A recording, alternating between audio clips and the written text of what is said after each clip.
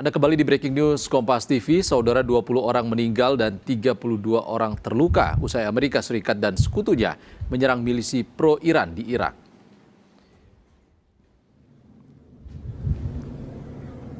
Media Iran Press TV melaporkan akibat serangan Amerika Serikat dan sekutunya Arab Saudi ke milisi pro-Iran di Irak menyebabkan 20 orang meninggal dan 32 orang terluka.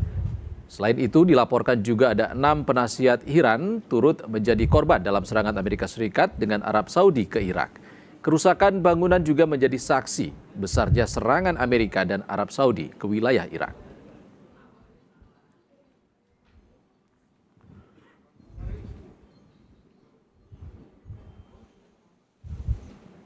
Kementerian Pertahanan Arab Saudi mengonfirmasi Angkatan Udaranya telah melakukan serangan terhadap milisi yang didukung Iran di Irak. Saluran televisi pemerintah Saudi El Akhbariyah menayangkan pernyataan dari juru bicara Kementerian Pertahanan Saudi yang mengakui serangan terhadap milisi Irak yang didukung Iran sebagai tanggapan atas serangan pesawat tak berawak terhadap kerajaan tersebut dalam 72 jam terakhir.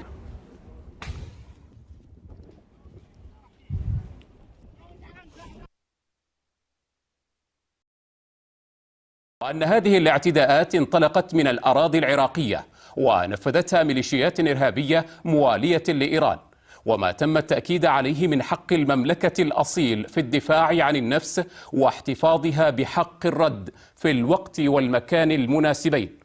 فقد قامت المملكة بالتنسيق مع القيادة المركزية الوسطى الأمريكية بشن ضربات نوعية ضد أهداف تابعة لتلك الميليشيات المتواجدة على أرض العراق والمرتبطة باستهداف المنشآت البترولية في المملكة. وتؤكد المملكة على أنها لا تسعى للتصعيد وأنها سترد على أي عدوان تتعرض له. Sementara itu, pergerakan kapal di Selat Hormuz masih terhenti karena konflik selama 5 bulan antara Amerika Serikat dan Iran belum berakhir. Kapal-kapal pengangkut kontainer logistik dari berbagai tujuan masih tertahan di Selat Hormuz tanpa adanya kepastian melanjutkan perjalanan dalam waktu dekat. Kondisi ini sudah terjadi hampir 5 bulan sejak perang antara Amerika Serikat dan Iran. Hingga Kamis, Amerika Serikat dan Iran masih saling meluncurkan rentetan rudal seiring serangan balas-pembalas yang kembali terjadi dan harapan akan berakhirnya konflik secara cepat kian memudar. Selat tersebut kini secara efektif kembali ditutup dan dalam beberapa pekan terakhir, pertempuran di wilayah lain semakin menekan pasokan energi.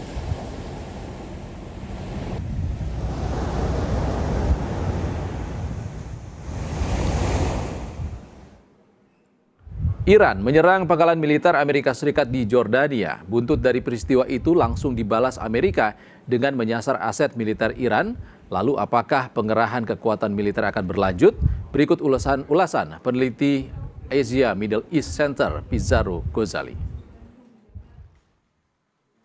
Iran menyerang pangkalan militer Amerika Serikat di Yordania. Buntut dari peristiwa itu langsung dibalas Amerika dengan menyasar aset militer Iran. Lalu apakah pengerahan kekuatan militer akan berlanjut? Kita bahas bersama peneliti Asia Middle East Center, Pizarro Ghazali.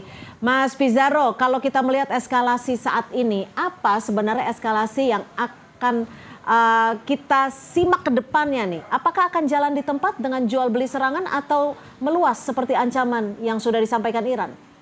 Iya, menurut saya Mbak Cynthia ini situasi akan lebih panas ya ke depan ya. Karena kita lihat ini ada yang baru dari pola serangan Iran ke Yordania.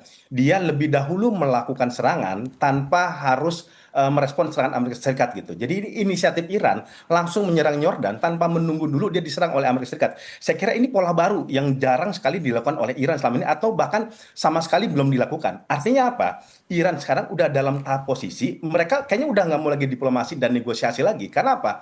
Baik faksi pragmatisnya Iran maupun faksi garis kerasnya Iran udah mengatakan bahwa diplomasi kayaknya udah nggak menguntungkan bagi mereka. Karena apa? Karena ada beberapa faktor Mbak Cynthia. Pertama, udah terbukti dalam negosiasi mereka berkali-kali, mereka tetap diserang oleh Amerika Serikat. Kedua, walaupun mereka sudah menggelar MOU antara Iran dan Amerika Serikat, itu tidak menjadi jaminan bahwa bahwa Amerika Serikat tidak menyerang Selat Hormuz. Jadi saya kira eskalasi akan lebih sangat kuat ke depan dengan situasi seperti ini. Oke, Mas Pizarro, kalau diplomasi sudah bukan jalan yang akan ditempuh oleh Iran lagi, apakah strategi baru Iran ini apa ya, bisa dikatakan akan lebih besar lagi eskalasinya jika dibandingkan sebelum MOU sempat dilakukan? Jadi gini Mbak Sinta, sekarang ada situasi yang menarik ya, di mana perang antara Iran sama Amerika Serikat udah melebar ke kawasan nih. Kita lihat sekarang misalkan Amerika Serikat dengan Saudi itu udah melakukan serangan kepada milisi Iran yang ada di Irak. Begitu juga Houthi, proksinya Iran, sudah melakukan serangan kepada basis-basis kapalnya Saudi ataupun fasilitas minyaknya Saudi.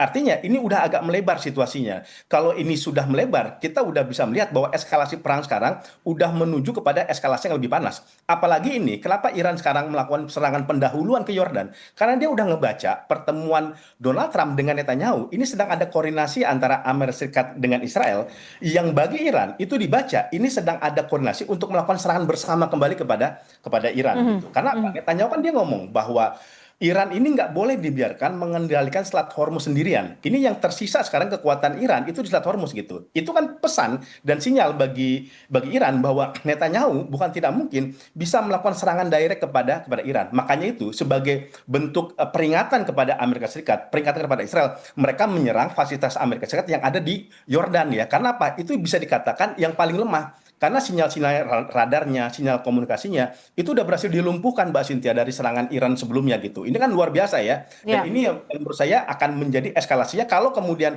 akhirnya Donald Trump dan Israel kembali bersama melakukan serangan kepada Iran, saya kira itu jadi garis merah bagi Iran untuk membuat perang ini menjadi lebih besar. Oke, jika memang perang ini akan lebih besar, singkat saja Mas Pizarro, apa yang akan memicu Iran untuk mengerahkan proksi-proksinya ini?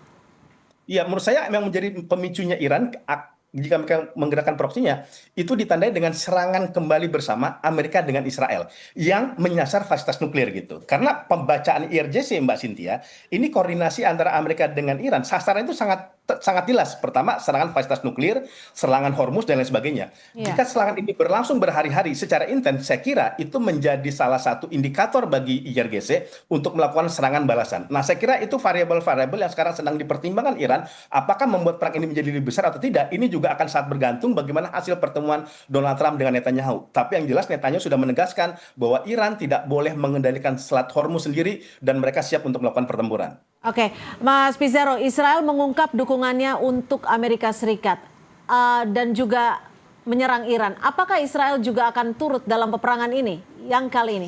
Iya, saya kira Netanyahu sudah mengatakan ya bahwa kami hanya tinggal menunggu lampu hijau dari Donald Trump untuk melakukan serangan kepada Iran. Memang Netanyahu mengatakan saya tidak sedang memaksa atau sedang mendorong meyakinkan Amerika untuk melakukan serangan kepada Iran, tapi dia mengatakan bahwa Israel siap untuk melakukan pertempuran dengan Iran. Itu kan juga yang dikatakan oleh Menteri Pertahanan Israel selama ini gitu ya. Dan problematikanya juga di Iran juga ngebaca nih Mbak Cynthia masalahnya. Di dalam negeri, di dalam pemerintahan Amerika Serikat itu juga pecah.